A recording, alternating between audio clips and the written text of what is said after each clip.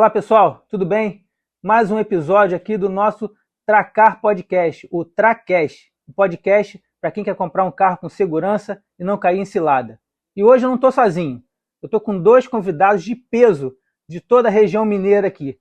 De um lado, o nosso amigo Guilherme Paganini, da Paganini Consultoria, que é referência em Belo Horizonte para avaliação de veículos, compra segura, já avaliou centenas de carros e evita muita gente de comprar um carro usado e cair em cilada, comprar errado. Ele é um especialista nisso. Do outro, o nosso grande amigo Washington, Chitão, o papai, como a gente gosta de dizer, da Acerte Car Consultoria. Um cara de grande experiência no setor automotivo também, na região de Juiz de Fora, com ampla referência e conhecimento no assunto, que também evita as pessoas de comprarem um carro usado.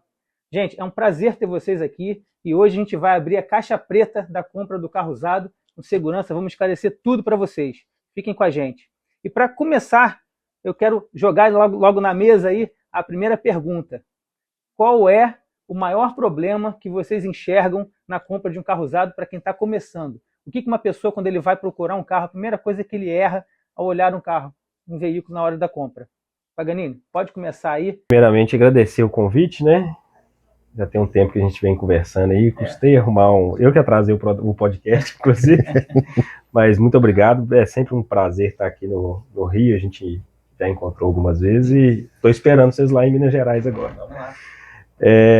Mas, cara, a grande dificuldade, o primeiro ponto, né, que a gente vê muito lá, é justamente definição de modelo, é o que eu pego, sabe? Tem muita gente que entra em contato, e o primeiro passo do serviço de procura é justamente a análise do perfil do cliente. E a gente vê muita gente escolhendo um carro totalmente errado para o que ela vai usar, às vezes fora da realidade, até para manter, né? Hoje o carro ficou muito caro de manter. E aí é ali que começa o suporte para a escolha do cliente. Então você acha que na triagem ali, que você faz, o maior problema está ali, na hora da triagem, que a pessoa tem uma impressão errada do que ela vai comprar? No início, eu estou falando do início do processo, né?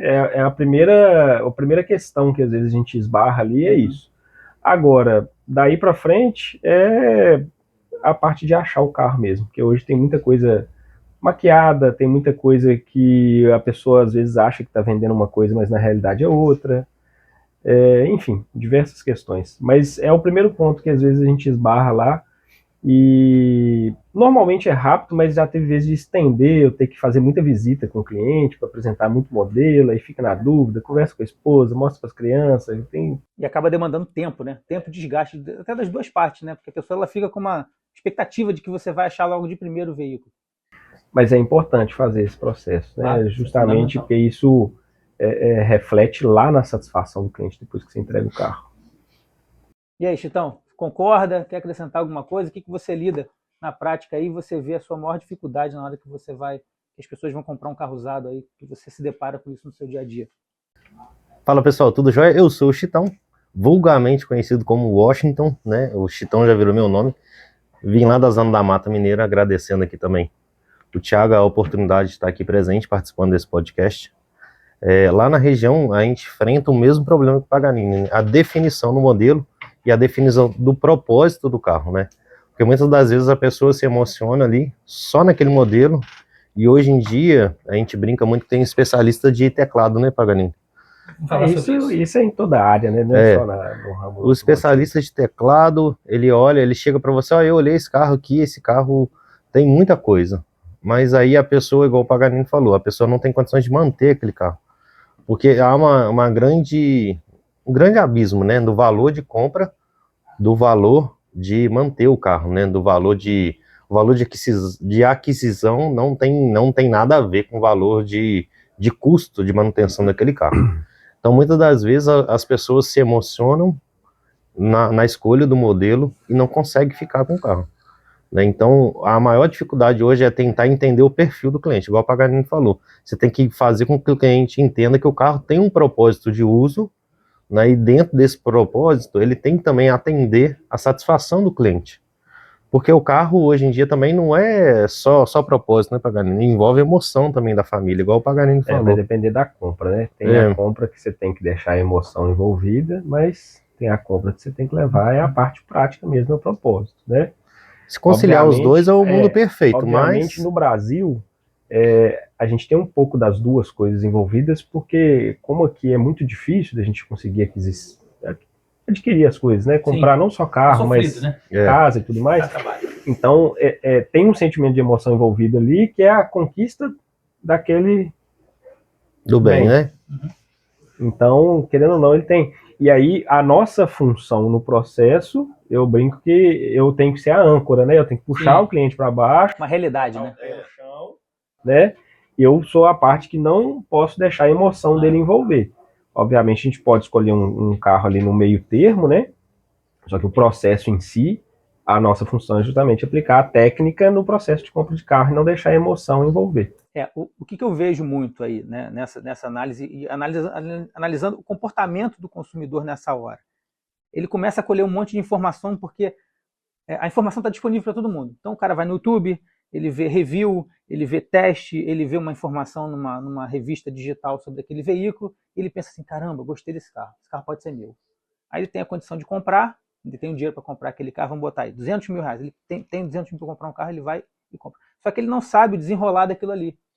Falta informação nesse ponto, porque ele se baseia no que ele gosta, o carro é bonito, é interessante, a esposa gostou, os filhos gostaram, mas ele não pensa além disso. E é natural, é natural. Vocês têm o preparo para analisar isso, é exatamente a âncora que você fala, de puxar ele para baixo. Não é no sentido pejorativo, mas uma realidade para ele encarar aquilo ali e ver quais são os pontos que ele tem que ter atenção para não perder dinheiro. Senão, vira-se sem assessoria, pelo menos no meu ponto de vista, se ele não ficar com isso, ele depois pode ter alguma coisa naquele carro que desagrade ele, e ele depois diz que o carro é ruim.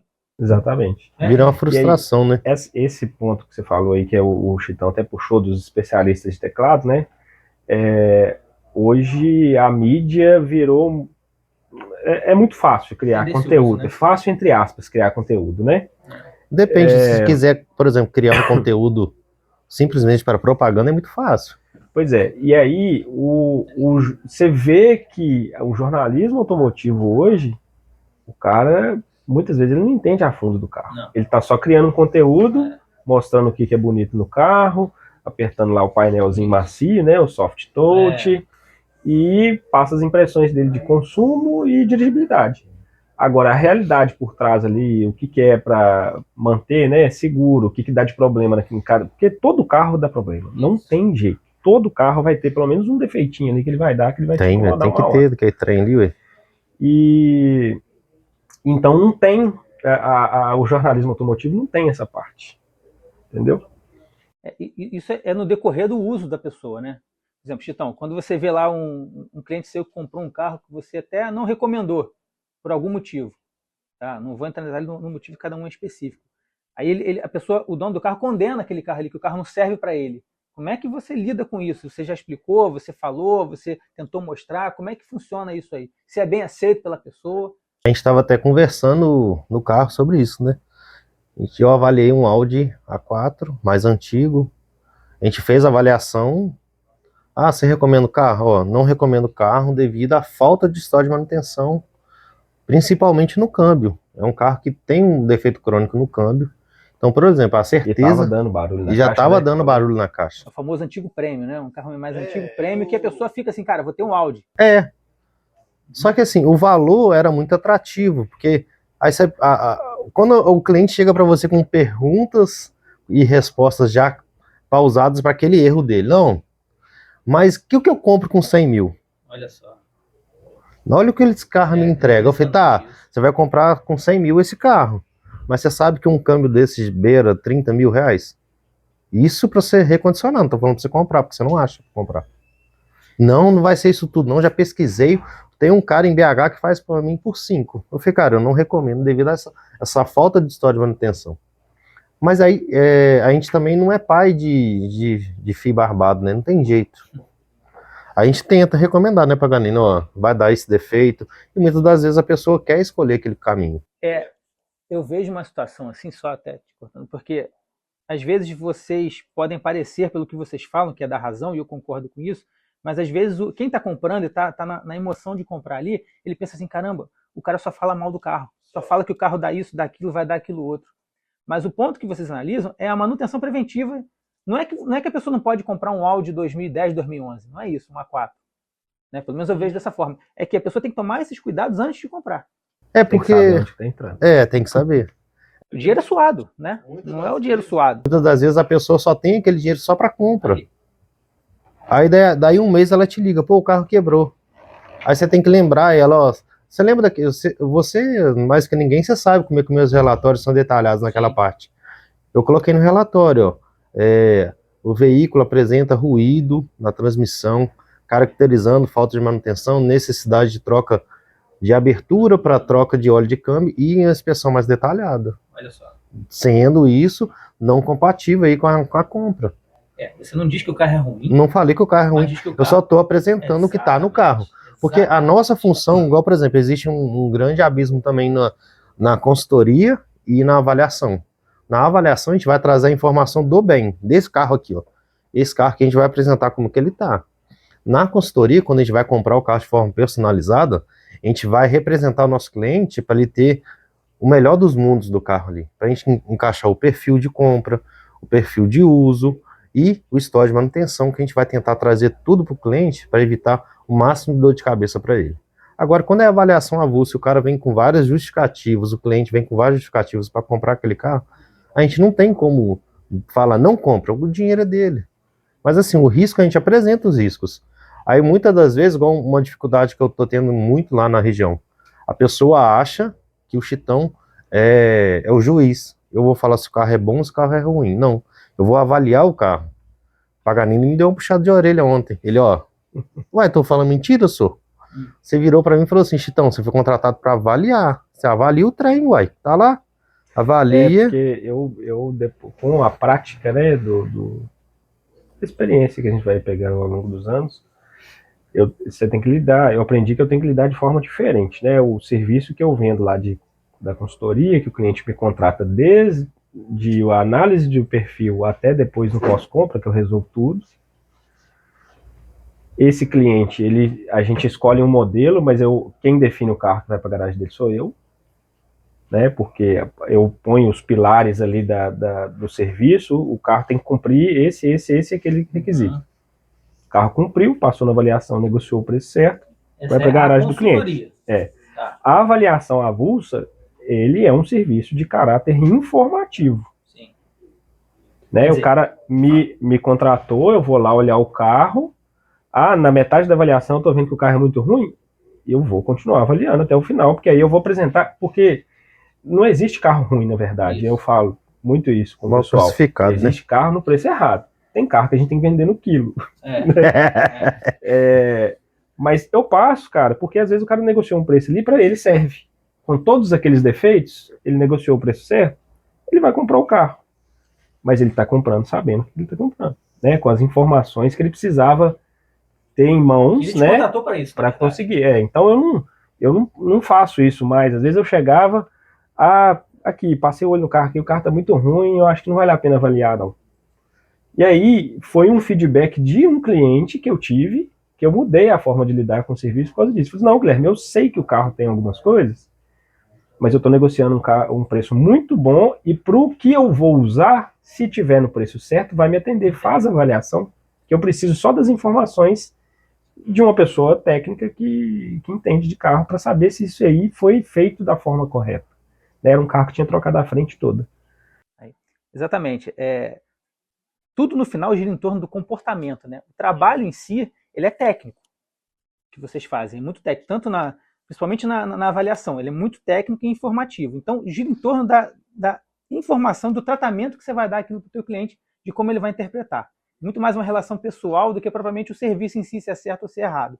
Eu vejo muito isso. Tá? A gente vende consultas aí para o Brasil inteiro e eu vendo o relatório que vocês fazem também, o Paganini nem faz, mas o Chitão faz bastante. E o que eu sempre recomendo, a gente sempre troca, é essa informação. Você está avaliando ali, você relata tudo do carro que você viu, às vezes até coisas que você não viu, mas suspeita. É importante relatar. E a decisão final vai ser sempre daquela pessoa ali, com o dinheiro dele. Ele já está tendencioso a fechar aquele carro, né? Só que você não sabe a condição dele. Você não sabe para que ele vai usar. Se ele vai usar para carregar carro para levar para feira, se ele vai usar o carro para carregar a família. E você vai fazer a sua recomendação a partir disso. Não é isso? Até concluindo esse raciocínio da vistoria avulsa, né, que eu falei que o serviço é de caráter informativo, eu não faço recomendação de compra. Na vistoria avulsa. Nesse serviço avulso, não. O cliente me fala assim, posso comprar o carro? Cara, as informações são essas. Então. Você que decide se você quer comprar ou não. Né? Mas... Até aquele negócio de aprovar o carro, reprovar o carro, dar nota, isso, de certa forma, tem gerado uma briguinha interna ali no mercado, principalmente com o lojista. E você pode se enrolar numa dessas. Claro. Um profissional, você chega lá e você fala que reprovou o carro, dependendo do caso, o lojista pode vir em cima de você depois, que ele perdeu a venda por causa disso. Vou entrar num aspecto... Vou entrar num aspecto legal aí disso, né? Porque esse tipo de serviço ainda não está regulamentado, então vale muito da opinião de quem está fazendo. O que eu vejo, né? São 2 pontos aí que eu vou utilizar só para acrescentar o que vocês estão dizendo. No laudo que a gente faz, eu vejo muito consultor que contrata, paga o laudo para fazer, né, na hora de preencher, ele chega para ver o carro, chega lá na hora, ele já olha de longe, ou olhou muito mal, como você disse, e o carro não presta. Ele vira as costas, encerra ali a avaliação dele. Eu, particularmente, eu acho isso errado. Por quê? Porque se você está sendo contratado, seja para uma consultoria ou para avaliação, você tem que cumprir o seu serviço. Independente se o carro é bom ou ruim. Você tem que preencher as informações da qual você foi contratado para fazer. Não é de boca, eu não vou perder meu tempo olhando aquele carro ali, porque eu já sei que o carro é ruim e larga para... Não. O cliente hoje está no nível que ele quer um relatório para saber a sua opinião, por que aquele carro é ruim, por que você não recomenda o carro baseado no seu critério de avaliação. E isso não tem nada que impeça, não tem nenhum aspecto legal em relação a isso. Você é um profissional capacitado para avaliar aquele carro ali e dar a sua opinião. Você está sendo pago, contratado, para dar a sua opinião sobre aquele carro ali. O fato de você, agora vamos entrar na segunda parte, o fato de você reprovar ou não um carro. Você não pode reprovar nenhum carro, a verdade é essa. Né? Você não tem como reprovar. O que você está fazendo ali no relatório que a gente fornece é a sua opinião, falo muito isso com você, a sua opinião da sua avaliação. Eu recomendo, eu não recomendo. Você só pode reprovar um carro... Então, mas, por exemplo, eu pego um carro lá, peguei um carro que é batido e emendado no meio. Eu falo assim, olha, o carro teve uma colisão e ele foi feito um reparo que ele não oferece mais segurança. É isso. É isso que eu coloco. Então, ela fala assim, pode comprar ou não pode. Então, nem de recomendação eu me envolvo mais. Tem um limiar muito tênue nisso aí, porque é o cara da interpretação de cada um. Foi esse motivo, inclusive, que eu parei de fazer aqueles relatórios e tudo mais, que eu parei de usar o que você oferece lá, né? O master com o laudo. Eu fiz uma jogada diferente nos meus relatórios. Eu faço toda a vistoria, né? Com as fotos e tudo mais, mas aí eu redijo um documento, né? Com data, assinatura, tudo certinho, e ali com os pontos de apontamento e um campo de observações que eu faço alguns comentários sobre o carro. O Chitão faz isso também, faz exatamente isso. Mas onde eu quero chegar é exatamente nesse ponto, assim, você foi contratado para dar a sua opinião sobre aquele carro ali. E isso não tem um aspecto de você vai ser processado por causa disso, um lojista vai te processar porque você deu sua opinião. Não existe isso, não existe. Por que o lojista vai te processar porque você não recomenda o carro? Você está sendo contratado para avaliar aquele carro ali. Você não está dizendo que o carro é ruim, você está dando a sua opinião. Mas o maior problema da nossa opinião é que muitas vezes o cliente contratou, ele joga a responsabilidade para a gente. Então, mas aí... Ele não tem coragem de pôr ele na reta, não. O cara deu eu entendo. Um sinal lá na loja, falou assim, eu quero meu sinal de volta, porque o cara reprovou o carro. Eu entendo que é muito complicado isso. É complicado. O cara te abraça e te vê. Na hora que você vê, vira as costas, o carro que não sei, fala que foi você. Aí ele manda o relatório pro lojista. Aí o lojista, caramba, por que esse cara falou que o meu carro é ruim? Entendeu? Não disse que o carro é ruim, eu apontei isso. Tem aquela expressão, esse cara não sabe de nada de carro, não trabalha, tem 30 anos que eu trabalho com carro, tem idade dele que eu trabalho de carro. Então, na parte da reprovação, quem reprova é o Detran mesmo. E quais são os critérios de reprovação? São bem simples, na verdade, que está de acordo com a lei e tem identificação. É um pneu careca reprova, por exemplo. Né? Pneu careca reprova. Às vezes o carro foi emendado ao meio, mas isso não reprova numa avaliação. Aliás, numa compra, numa emissão de documento. Mas o carro com pneu careca reprova. Então, muita gente não sabe disso. E o cara já faz aquele show todo dizendo que o carro não presta, principalmente lojistas e concessionários, e bota a culpa em vocês. Mas não é. É o ponto que a gente quer debater, e eu bato muito nessa tecla, sempre, da informação. Você está sendo contratado para dar a sua opinião. Né? Para dar a sua opinião. Você não está dizendo que o carro é ruim, nem que o carro não pode ser comprado, você vai dar sua opinião ali e se calçar no seu relatório. Você faz isso muito bem, Pagninho, o Chitão também. Olha, o carro apresenta isso, a decisão é sua. Você recomenda? No meu ponto de vista, eu fui contratado para isso, eu não recomendaria, ou eu recomendaria em parte. Ou eu recomendaria se você fizesse isso de manutenção. Eu sempre ponho lá, até no relatório, às vezes eu ponho até e isso, para quem vai interpretar um laudo, é muito diferente de uma aprovação e reprovação. Só que a maioria das pessoas não entende a diferença de reprovação, aprovação e o que você recomenda e não recomenda. Você vê que é um caráter muito mais de tratamento com as pessoas do que propriamente do serviço. Isso é uma longa discussão que a gente... o profissional automotivo é relativamente novo no mercado em relação a essa profissão de vocês, que é muito, muito, muito importante, mas essa diferença que eu vejo é nova, então gera muito desgaste da opinião. Porque antigamente, até mudando um pouco aqui o viés aqui, como é que a pessoa avaliava um carro? Vamos botar assim, a pessoa contratava, eu vou comprar um carro, meu primeiro carro ou segundo carro, não sei. Eu vou lá, eu não tenho referência de onde começar. A pessoa vai numa loja, vai numa concessionária, olha na OLX, olha na Webmotor, gostei desse carro aqui, esse carro tem quilometragem boa. O que eu faço agora? Eu não sei nem olhar o estado do carro. Eu vou chamar meu pai, meu tio, meu irmão, um amigo que é entusiasta de carro, que já olha tudo no YouTube, sabe tudo de carro.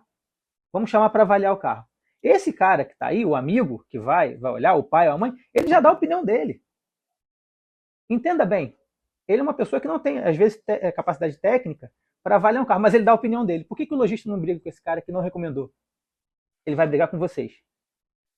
Por quê? Se vocês fazem um trabalho muito bem. CNPJ. Exatamente, entendeu? Vira um CNPJ, você tá com a cara na rua, entendeu? Você recebeu por aquele serviço. Tá com a cara na internet. Então, assim, eu até entendo o lado do lojista, ele fala assim, caramba, eu preciso vender. Vem um cara aqui de fora, né, e diz que o carro não... Mas ele não diz que o carro não presta. Essas coisas, todas eu vou evitando, esses pormenores. Essas picuinhas, justamente para não... para tentar estreitar o laço com o lojista. Porque tem muito lojista que acha que a gente está lá para colocar defeito no carro. Só que o defeito está lá. A gente só contou para o cliente o que ele não contou, o que ele não sabia. Que muitas vezes acontece dele também não saber que o processo de captação da loja é outra dinâmica. Perfeito. E é normal. Só que eu tento estreitar o laço porque é importante tanto para ele está com a mercadoria para vender, o cliente quer comprar o carro e eu quero ganhar meu dinheiro com a avaliação. E aí a gente observa nos lojistas que estão com o olhar no futuro, né, já estão entrando nessa nova dinâmica de compra de carro, né? Ele fica tranquilo, esse tipo de lojista, né, ele fica tranquilo de uma pessoa ir lá e avaliar o carro e o cliente comprar com o aval da pessoa. Independente se o carro vai ser bom ou ruim. Porque ele falou assim, não, tô tranquilo porque eu não entendo tecnicamente desse carro, mas veio uma pessoa, passou o relatório para o cliente está comprando, sabendo que ele está comprando. Exatamente. E até como forma de moeda de negociação ali. Às vezes o carro está anunciado por um valor que você chega lá, o carro tem isso para fazer, aí senta para conversar com o lojista e chega num denominador comum ali de valor, que é bom para os três, na verdade. Você que garantiu a sua avaliação, o comprador que ficou satisfeito porque teve um desconto, mas ele vai fazer manutenção, e o lojista que vendeu o carro.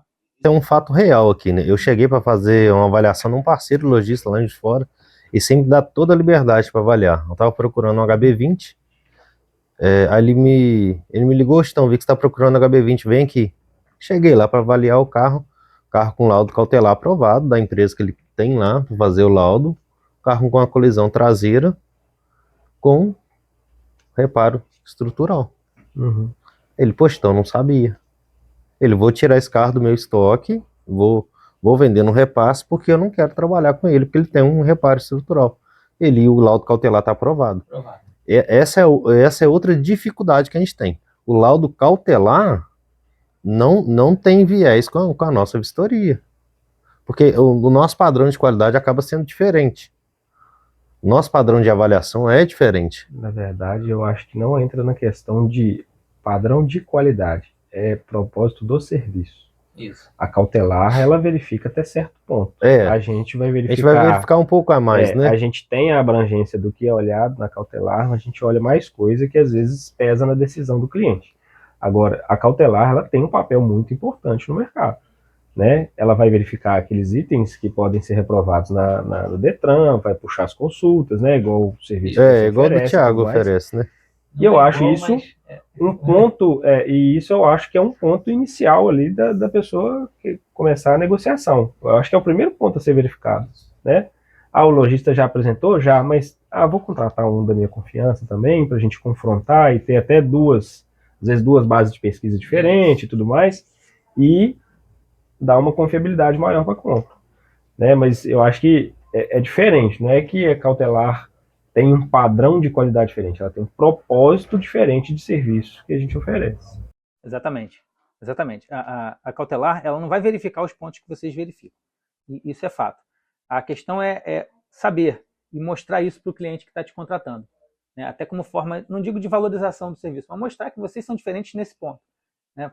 O que faz primeiro? A pessoa, eu sou leigo, por exemplo. O que eu vou fazer? Eu vou fazer uma consulta ao histórico primeiro, vou puxar um laudo cautelar, vou confiar no laudo do lojista, ou vou contratar um profissional, ou vou olhar o site do Detran porque está tudo certo, ou indo mais além, vou confiar na concessionária que eu estou comprando porque a concessionária é uma referência. Como é que funciona esse ciclo aí? E os serviços, eles são complementares, que eu falo. Sim, né? Até para explicar para quem vai comprar um carro, como é que ele fica com esse monte de informação que ele tem que contratar, ele não sabe por onde começar. Né? Começa com a pesquisa, né? Eu falo que são serviços complementares. A avaliação sozinha, sem consulta, ela não te passa uma segurança. A consulta sozinha, ela vai te oferecer só uma parte também. Então, eu acho que é uma linha ali do tempo que você tem que ir seguindo. É consultar, depois cautelar, identificação veicular, né? E depois a pré-compra para verificar manutenção, confiabilidade, né? E tem muita gente que desgaste do carro e tudo mais, que são coisas que nem a cautelar e nem a consulta vai te passar ali do só carro. com a nossa validação, né? ali. E da mesma forma que a gente olhando o carro ali, a gente não consegue ter o olhar do que aquele carro teve de ficha jurídica, né? Histórico. Processo, o histórico do carro. Assim, é uma grande diferença que vocês têm que mostrar exatamente isso, né? Até vocês precisam da informação do histórico para poder passar para o seu cliente. Então o histórico ele é fundamental. E é o ganho de tempo. É o ganho de tempo que vocês têm ali. Agora, uma questão importante aí, quando você faz uma pesquisa e aquele carro tem algum bloqueio que influencia no preço, ou atrapalha a venda, ou está bloqueado para venda, enfim, tem um bloqueio ali que não deixa o carro transferir. Como é que você passa isso para o seu cliente? Você já faz a consulta e já olha? E já fala para o seu cliente, olha, não compra esse carro está bloqueado. Ou vocês pedem para o proprietário resolver, conversam com o dono do carro, olha, se você resolver, a gente vai conseguir concluir a compra, vamos continuar com a avaliação. Como é que funciona? Você se depara com um bloqueio no histórico da consulta ali. Pode começar você a responder. Eu sempre faço as pesquisas gratuitas ali, né? Tem um advogado que é amigo, a gente busca ali algum impedimento trabalhista. Se for algo grave, a gente procede para outro carro. Pelo menos você diz o quê? Que demanda tempo. Demanda tempo. Tempo de resolução. Porque tem bloqueio que dá para tirar, mas assim, tem um processo lá que está correndo, tem 3, 4 anos, você sabe que não vai sair de um dia para a noite. Então assim, eu acho que é um agravante, porque às vezes o cliente quer o carro, ele normalmente ele sempre quer o carro para ontem, né, Paganini? Ele chega até você, não, mas se você aprovar, a gente compra, tá? Mas vamos entender o que tem o carro, o que ele trouxe para a gente. Igual, além desse agravante aí dos bloqueios, hoje tá tendo um outro tipo de problema, né? Não sei se o Paganini já passou por isso. A gente tá pegando o carro com grandes reparos e sem nenhum histórico de sinistro, sem nenhum histórico de leilão. Por quê? Porque passou por seguradora. Não passou por seguradora. Isso é um problema por quê? De dados. E ocultação de dados. Existe muito. Porque o que acontece? Hoje quem classifica o carro é o agente de trânsito ali, o responsável técnico ali da ocorrência. Tem hora que você liga para a polícia falando que colidiu o carro, primeira coisa, tem vítima? Não. Então a gente não vai não. Porque o processo mudou. Antigamente tinha um acidente, a pessoa ia. Agora, se tiver vítima, dependendo, vai. Se não tiver, então, esses bloqueios que o pessoal só quer pegar o relatório e só ler, não quer entender de fato o carro, porque o carro conversa com a gente. Por isso que eu brinco que eu sou fofoqueiro, né? Eu vou lá, eu fico conversando com o carro, só pareço um maluco. Aí eu vejo um trem, eu olho pro outro, não, eu sou maluco mesmo, né? Não pareço, não. Aí... Esses trem atrapalham o processo de compra. Porque o cliente também que contrata a gente, ele quer transparência, segurança, e a gente vende a comodidade. Aí fica aquela, mas eu gostei do carro. E tá fazendo um preço melhor para mim. Não dá para resolver? Eu vou dar um sinal e espero. Esse é o problema, vai esperar até quando, né? Lá eu muda de acordo com o serviço, igual eu estava falando, Sim. né? A consultoria de compra lá que eu defino que carro que vai, tá, alguma coisa na consulta eu já parto para outra. Agora, a vistoria avulsa, vou fazer a vistoria do mesmo jeito. Você, ó, tá aqui as informações. E aí o cliente fala assim, mas eu às vezes rebate com essa fala, não, mas tá barato, tal. Assim, não, beleza. O risco é esse. Você tá comprando sabendo do risco que você tá correndo? Pode ir. Quando ele compra, ele volta depois para você pedindo ajuda? Olha, me ajuda aí. Eu comprei, paguei mais barato, e agora aí? O cara falou que era rápido. É raro, mas Você quer ver uma situação? Você quer ver uma situação clássica? Você quer ver uma situação clássica? Carro com processo judicial. Tá? Eu não vou nem entrar no detalhe que tem carros que no processo do judicial não aparece no Detran e aparece no Renajude, porque isso existe. Tá? É aquele processo que existe internamente dentro do tribunal e não foi avisado ao Detran. Isso existe muito. Então, o carro na consulta gratuita, ele não aparece na restrição judicial, mas na consulta de Renajude que a gente faz, aparece. Então, esse carro está com processo lá. Vamos botar assim, processo de busca e apreensão. Aí o dono do carro que está vendendo, não estou entrando no mérito da mecânica do carro, nada disso, estou só nessa parte. O dono do carro fala assim, isso existe muito. Ele fala assim, não, eu já paguei o débito da restrição. Esse carro entrou em busca e apreensão, mas eu já negociei com a financeira e já quitei o débito. É só pagar o débito, presta atenção nessa frase, eles falam muito isso, é só pagar o débito que a restrição sai. Isso a gente recebe muita dúvida sobre isso. Só que não é porque o carro entrou em busca e apreensão, você vai lá, negocia aquele débito, paga o débito, que a restrição sai na hora. Muito menos isso é avisado ao Detran. Você tem um longo processo além disso. Primeiro, você precisa retirar juridicamente aquela informação do Renajude, senão o carro não desbloqueia. Segundo, você tem que emitir um novo documento daquele carro ali, no nome do proprietário, do vendedor, sem a restrição, para depois esse carro estar habilitado para venda. Então, eu digo até que é uma falácia da pessoa que chega e fala assim, não, estou vendendo o carro para outra pessoa, eu já quitei o débito e a pessoa pode comprar. E a pessoa cai nisso. Cai. Literalmente ela cai. Às vezes, por quê? Por causa do preço. O cara está apertado, está precisando da grana, e aí começa a pressionar, não, se você não comprar hoje, eu estou vendendo para outro, tem um outro aqui me esperando aqui. Se você não, eu faço um preço para você, mas se você não comprar, tem outro. E a pessoa vai, cara. Aí quando chega no Detran, na transferência, o carro está bloqueado, porque a pessoa não fez o trâmite certo. Aí você liga de novo para o proprietário anterior, olha, o carro está bloqueado, eu não consigo transferir porque ainda está constando. Aí ele, mas eu já paguei o débito. Aí fica nessa. E rolam-se meses. A pessoa já recebeu o carro, o outro já recebeu o dinheiro e não resolve. Não, depois que você pagou, o problema é seu, senhor. A pessoa então, não está sabendo, não. Isso é um problema gravíssimo que ocorre. Não dela, sei se vocês já viram isso acontecer. Eu já barrei. O carro tem que estar limpo no documento e habilitado para transferência. Acessa, né, o processo para ver que pé que tá. Teve um carro que eu comprei uma vez para um cliente que ele passou por esse processo, só que aí eu consegui consultar o processo, vi que já tinha baixado, né, o processo já estava finalizado, concluído, e aí eu fui até além, na época eu pedi o cara, falei, olha, a gente encontrar aí, eu preciso que você entre na plataforma do Banco Volks, que era um carro financiado pelo Banco Volks, e me mostra lá a quitação também. Aí ele entrou, fez login lá na hora lá, e aí estava lá constando o débito quitado. Mas esse carro estava com restrição judicial ou era só financiamento? Não, é porque na hora das consultas que a gente faz lá, além das consultas, a consulta paga para cá, né? Lá. A gente faz todas as consultas manualmente também, como duplo cheque, né? Então entra no Detran, Senatran, e aí uma das consultas no TJ. E aí na hora que entrou no TJ, tinha um processo de busca e apreensão do veículo em nome do proprietário. Aí me acendeu o alerta, aí... Mas ele havia negociado já, internamente, com o banco? Não, já tinha resolvido, tá. Entendeu? Só que acende o alerta. Entendi. Né? Aí eu peguei, aí nesse caso eu mando para o advogado lá que me auxilia, ele dá uma conferida aí nesse processo, por favor, porque aí ele consegue acessar o teor completo, não chegou a bloquear. Né? Não, ele chegou a bloquear, só que o cara negociou, pagou e aí deu baixa.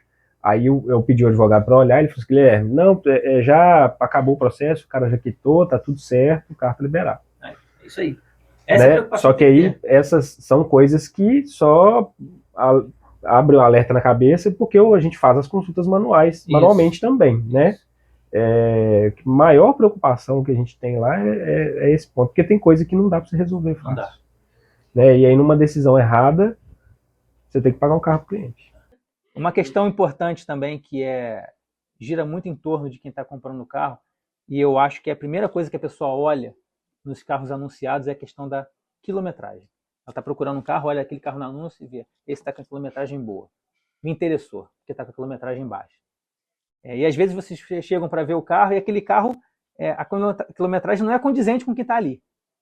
Né? Como é que vocês lidam com isso e passam a informação para o teu cliente? Até que ponto a quilometragem também, gostei de saber isso, até que ponto a quilometragem influencia na avaliação de vocês? Quilometragem alta, vocês já descartam? O que é considerado quilometragem alta? O que é considerado quilometragem baixa? E até que ponto isso influencia na avaliação do trabalho de vocês? Pode começar, então, se quiser.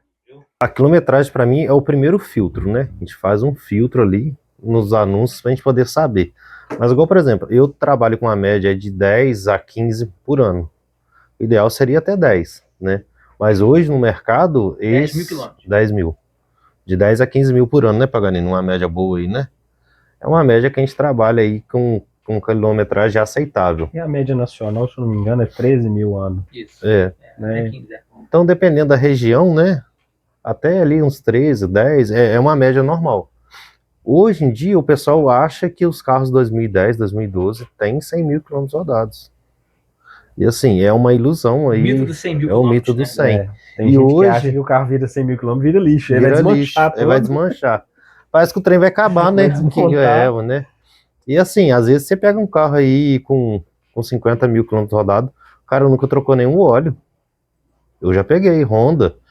Quer ver um trem difícil de trabalhar? É Honda e Toyota. Mas Honda não quebra. Não quebra. Não sei por que não quebra na mão deles. É milagre de Deus, divino. Porque ele deve estar orando muito, porque não tem explicação, não. Então, assim, para mim, o KM hoje é o início de uma pesquisa para a gente saber. A gente faz a filtragem ali, porque os clientes também querem um carro, um KM baixo, mas o principal ponto do KM baixo é ilusão. Porque é paradigma de mercado. É só um número. Só um número. Para mim é só um número. Para você? A pesquisa inicia, a gente põe o range, né? Porque trabalhando dentro da média, aí na pesquisa, por exemplo, carro de 5 anos. Eu filtro ali normalmente até 60, 70 mil quilômetros, né? Porque para a gente filtrar os carros com muita quilometragem, obviamente, mas tem que conferir se está tudo certo, né? Lá na frente, depois que eu fiz a filtragem de anúncios, estou estudando os anúncios, eu costumo tratar a quilometragem depois como critério de desempate só. Uhum. Então, às vezes porque às vezes a gente acha carro às vezes um tá com 40, 50, o outro tá com 65, só que o de 65 foi um uso muito mais saudável, né? Aí entra o desafio de explicar isso para o cliente. Você, olha, vamos comprar o de 65, que ele tá melhor do que o de 40, né? Recentemente mesmo, comprei um carro para um amigo e cheguei a olhar um carro, acabou que não consegui negociar preço com o vendedor, e aí eu achei outro com 50 mil quilômetros a mais. 50 mil quilômetros a mais? Era um carro mais antigo, né? O Bruno, que tá aqui com a gente, ele até andou nos dois carros, e aí ele andou depois, que eu comprei, ele falou assim, o carro parece que tá mais macio de andar, tá mais... o jargão que a gente usa tá mais liso, né? Mais liso de andar, o comportamento do carro, barulho de acabamento. É um carro que rodou mais na estrada. É o perfil do carro que envelhece melhor, é justamente esse. Né? Então, eu acho que a gente tem que filtrar sim, né? Porque a quilometragem ela tá aliada ao desgaste do carro e o que ele vai te dar de manutenção ali. Inclusive, a gente tem um papel importante nisso de explicar ao cliente por quê. Vamos pegar, por exemplo, compramos lá essa semana, o Chitão me auxiliou lá, um T-Cross. Um T-Cross com 5 anos de uso, ele já está entrando ali na manutenção pesada de correia e câmbio e óleo de caixa. A gente fala que é a quilometragem crítica ali, né? O tempo crítico. Às vezes você comprar o carro ali que já fez isso e está com a quilometragem um pouquinho maior, ela vai te tirar um custo ali de 7, 8 mil reais. né? bobear Se até você mais, comprar um trocar. carro com 10 mil quilômetros a menos, daqui a 5 mil você vai ter que fazer essa manutenção. Isso. E a manutenção, e é um valor de um custo de reparo alto para manutenção. Muita gente igual, vende antes exatamente para não ter esse gasto. Disso, Aí chega, igual o pagamento falou, 5 anos, aí chega a troca de pneu, né? Que pode chegar junto. Depende muito do pneu. Então, eu nunca consigo. Não é que eu não consigo, eu não gosto de falar o cálculo de pneu para o cliente, porque depende muito do pé. e eu acho que também ele não vai entender. Não, Ele não entende mas muito assim, isso. a gente trabalha igual, por exemplo, Ele não entende. a gente tem a noção ali que, por exemplo, se a gente faz a avaliação, a gente vai fazer a medida de desgaste do suco de pneu ali, a gente já vai ter uma previsão. Mas tem cliente que come pneu muito rápido. Igual Eu tive um Jetta TSI, com 15 mil quilômetros, o carro acabou o pneu dianteiro. 2 dianteiros. Você andava igual um cavalo. Não, aí não dava, também. não. O carro tinha um tracionamento absurdo, que você... Também, assim, também. Eu andava mais forte. Mas ele, 15 mil quilômetros, cara. Com o pneu original, TSI, impossível. Impossível. Eu parava um carro no sinal e já acelerava. Mas enfim, vamos só para a gente, senão a gente não vai longe. Queria compensar, eu sou... Essa questão da tabela FIP com os carros que estão sendo vendidos. Eu sei que quem quer vender um carro quer sempre a tabela FIP. É o referenciador ali na cabeça de quem está vendendo o carro para obter o valor máximo. Tem carros que são até vendidos acima da tabela FIP, porque o vendedor ele acha que o carro dele tem um diferencial ali que ele acha justo vender acima da tabela, né? Mas a gente sabe que o seguro vai pagar aquela metade ali do que exige na tabela FIP, ou até menos às vezes. Como é que funciona a avaliação de vocês quando vocês chegam para avaliar um carro? O carro às vezes apresenta alguma coisa, algum apontamento ali, mas o dono insiste que ele quer vender pela tabela FIP e ele acha que aquilo é o referenciador dele. Todo mundo quer vender tabela FIP, que é o mais importante. Como é que vocês lidam com isso? A tabela FIP, até para o pessoal entender primeiro, né, ela é uma média de mercado. Né? O órgão federal pega...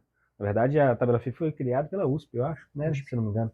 Eles pegam os valores daqueles carros que foram vendidos no mês, fazem uma média daquilo, e daí, se eu não me engano, o atraso são 3 meses, né? Depois de 3 meses que ele atualiza o valor. Então, assim, tem o carro que vende acima, tem o carro que vende abaixo, tem o carro que vende na tabela FIP. Muitas vezes o que dita é o mercado, né? Só que tem as ilusões, né? Porque a pessoa, o carro dela é sempre o melhor que tem. Sempre o melhor. Né? E aí, não, quero vender meu carro. Aí ele digita lá, entra lá na Web Motos, no LX, o que for. Ah, não, meu carro tá mais bonito que esse aqui, eu vou querer mais. É desse jeito. Aí, a tabela FIP é isso, eu quero o meu carro, ele vale isso. E aí o que eu falo que o que dita é o mercado, por quê? O mercado às vezes vai ensinar aquela pessoa que o carro dela não vale aquele valor acima da FIP que ela está pedindo, né? Porque vai visitar 1, 2, 3, 4 compradores em potencial e ninguém está fechando a compra. Isso quando tem visita. Se o visita. carro não está vendendo, é porque ele está no valor errado, né? É o que a gente falou mais cedo, não existe carro ruim, existe um carro no valor errado. E uma coisa que a gente lida muito também com alguns modelos, até pegando de novo a referência do T-Cross, que a gente fechou essa semana, a versão Highline, por exemplo.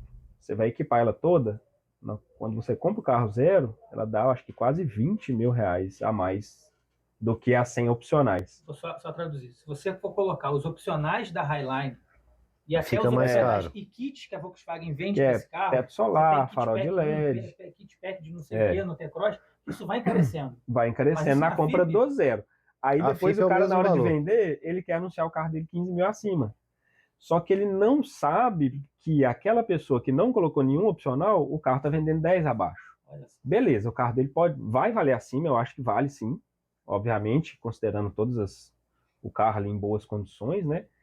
Só que ele não vai valer, o valor dos opcionais não é acrescido na FIP, é acrescido no valor de mercado do carro que não tem opcional. Exatamente. Então, assim, o carro sem opcional está vendendo 5, 10 abaixo, esse carro com os opcionais, ele vai vender 5, às vezes 7, né, dependendo da idade, acima do valor de mercado que o outro está sendo vendido. Não do valor FIP. Exatamente.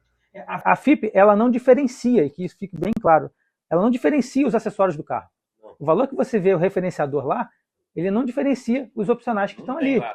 Não tem, com teto, sem teto. Aí a pessoa, às vezes, tem muito isso também, a pessoa compra um carro com uma cor mais cara, tem cores que são mais caras, e ela acha que isso vai agregar no valor FIP.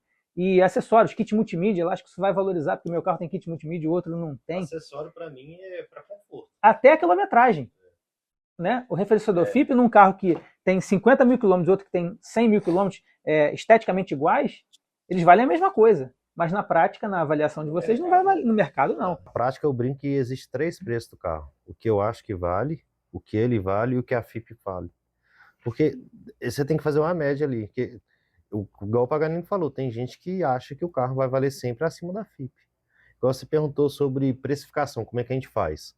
A gente vai fazer a análise técnica do veículo para mostrar para o vendedor ali também que o carro dele tem pendência. Uhum. Ah, tem gente que tem a síndrome do retoquinho. O carro for retocado, o carro vai pro lixo. Não, mas, por exemplo, se a gente tem 2 carros, nunca vai ser igual, né? A gente tem 2 carros, com a mesma versão, mesmo modelo, bem parecidos, né? A gente vai ter um com retoque e o outro sem retoque. Provavelmente aquele que está sem retoque vai te agradar mais. Mas se o sem retoque não tiver um histórico de manutenção, eu prefiro o que está retocado. Porque ele não vai ter pendência mecânica, né, Paganini? Não vai ter um custo elevado para poder alinhar ali o pós-compra, não vai gerar mais custo no pós-compra. Esse é o grande diferencial que a gente tenta fazer. É mostrar para o cliente que a nossa avaliação é técnica. A nossa avaliação é para avaliar disco de freio, pastilha de freio, fluido de freio, liga de arrefecimento, estado geral do carro. Para quê? Para a gente saber se aquele estado geral do veículo é compatível e condizente com aquele KM que está sendo apresentado. O KM no painel é só um número. Eu considero assim, eu acho que o Paganini também, o Bruno também, o que está no painel é simplesmente um número. Tem muita hora que você chega para avaliar um carro manual, o cara fala assim, você vai plugar o rastro aí, você vai confirmar o KM para mim? Nem a pau, Juvenal, você tá doido, senhor? Como é que eu vou confirmar esse trem? A avaliação de vocês, ela vai mostrar o que o carro tem, quanto o cliente vai previamente economizar e quanto que ele vai gastar. Uhum. Né? E ele vai decidir. Ele decide. O Paganini passa por isso, o Bruno passa por isso, porque o Bruno também é muito do comercial, ele pega muito carro para vender. Então, assim, ele tem um know-how de venda, às vezes até maior do que o nosso, porque é o dia a dia dele, né? O Paganini tem uma qualidade técnica de avaliação em carro premium que assim, impressiona. Uhum. Eu já sou mais do comercial também, eu falo muito, converso muito. Então, assim, cada cliente vai ter um consultor que vai atender ele também. Muito bom. Pessoal, a gente está finalizando aqui e, por último, eu vou deixar uma pergunta aqui que eles vão responder, que é qual conselho que eles deixariam para quem está comprando um carro, quem está olhando um carro agora, nesse momento, seja primeiro carro, segundo carro, ou quer trocar o seu carro, fazer um upgrade de carro ou um downgrade, por que não?